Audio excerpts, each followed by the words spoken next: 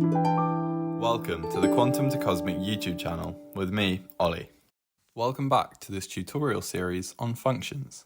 This series is aimed at first year undergraduate university students or those who are just interested. Whether you just need a refresher on these topics or are learning them for the first time, you're in the right place. Today we're continuing with partial differentiation, looking at exact differentials. So if you're ready to learn, then let's get into it. We know that the total differential for a function with two variables, u of x and y, is given by du equals partial du by dx times dx plus partial du by dy times dy. And in general, both this du by dx and this du by dy will be functions themselves of x and y.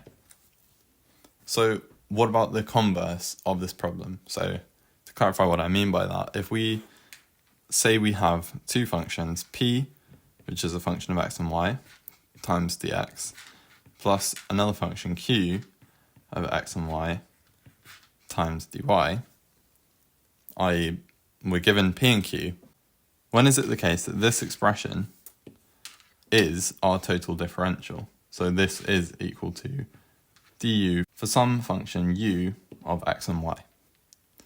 So the proof isn't given here, but this implies that we have the condition of integrability, which is that partial dp by dy is always equal to partial dq by dx.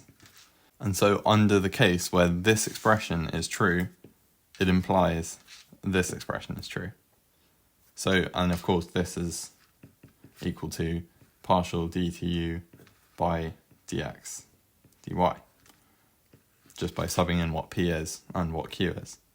Given our total differential, p is representing du by dx, partial differential, and q is representing partial du by dy. So then when we take d by dy of p, we get d by dy of du by dx, and you can see in both cases we'll get d2u by dx dy. So for this example, y squared dx plus x squared plus 2y dy, is this an exact differential? Well, here we're saying p is y squared and q is x squared plus 2y. And what we want to do is use our condition of integrability and say if that is true, then we know that this is true and therefore it is an exact differential. The proof, as I said before, isn't in this video, but I'm just showing you how we would use this condition of integrability to provide us with knowledge of whether it's an exact differential or not. So if we take partial dp by dy, that is equal to 2y. And then if we take partial dq by dx, and I'll do it onto the left side, we'll get 2x. And these are not equal. Therefore, we have that dp by dy partial is not equal to partial dq by dx. Therefore, it is not an exact differential. The test has failed. In this example, we'll see why this is useful. So here we can see p is our 2xy plus cos x cos y, and our q is x squared minus sin x sin y. Partial dp by dy is equal to 2x minus cos x sin y, and that is equal to our dq by dx.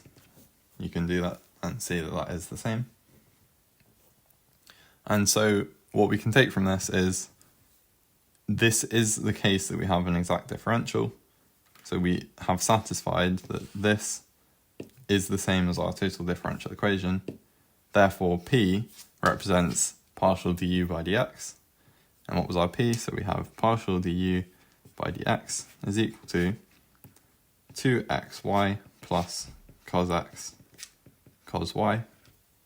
And what does that mean? Well, if we integrate this, we'll get that u, as a function of x and y, is equal to x squared y plus sin x cos y plus an integration constant, which I'll just call a function of y as if it was a function of x, then it would have to have been present in the differential as a constant at least. So this must be just a function of y, if not just a constant, because we're integrating with respect to x.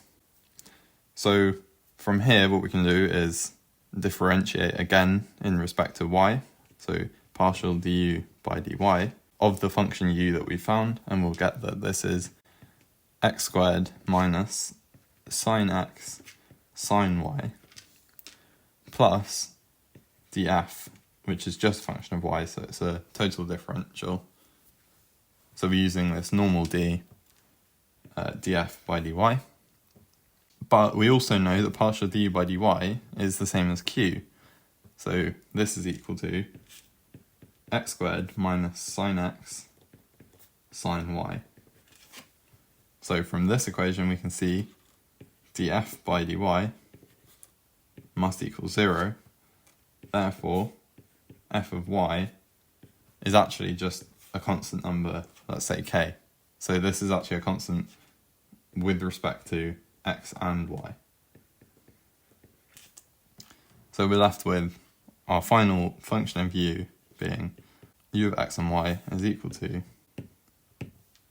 x squared y plus sine x cos y plus this constant that we found, k. You can do this method the other way round, so you could find partial du by dy first using q, so we'd just take our x squared minus sine x sine y, integrate that with respect to y, then we'd have our u, and then we can differentiate that with respect to x, set that equal to p, and then find the constant that way. But we just did it x then y this way around. Today we've learnt about exact differentials. In the next video we'll be revisiting stationary points. So if you want to learn more, I'll see you in the next one. If you learnt something new or just enjoyed this video, please hit the like button and don't forget to subscribe and tap the notification bell to stay updated on new videos. In the meantime, stay curious and I'll see you in the next one.